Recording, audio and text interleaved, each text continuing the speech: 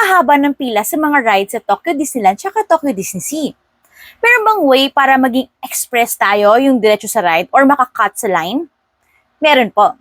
Before I explain it, get your tickets from Klook and use your code HAPPYBCKLOOK. First, wala pong nabibili in advance na express pass. So what you can do is, first, install the Tokyo Disney Resort application. Pag open niyo, scan nyo na lahat ng tickets na meron kayo. Kung 5 kayo, 5 agad yung scan niyo. 1 app lang po para isang time slot lang pag nag-request kayo. And then, pag andun na kayo sa park, pagpasok ninyo, open the app, and then, punta po kayo dun sa My Plan. Pansin niyo yung dalawa. Disney Premier Access tsaka 40th Anniversary Priority Pass. Yung Disney Premier Access may bayad and the other one, wala. Disney Premier Access. Ang mga attractions na pwede dito is the Beauty and the Beast, Inky Baymax, and Splash Mountain. Plus reserved seats sa parade and sa fireworks. Mode of payment online lang, debit or credit card.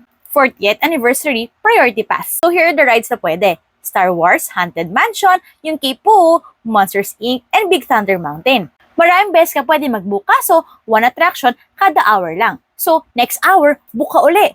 Tapos lumipas ang another hour, book ka uli. Ganon. Hanggang sa mapuno mo yung schedule mo for the day. Kami ng brother ko, naka 8 rides kami and we have a lot of time pa to shop and to check out other attractions. Kung paano siya gamitin, I'll discuss it in another video. We hope this helps!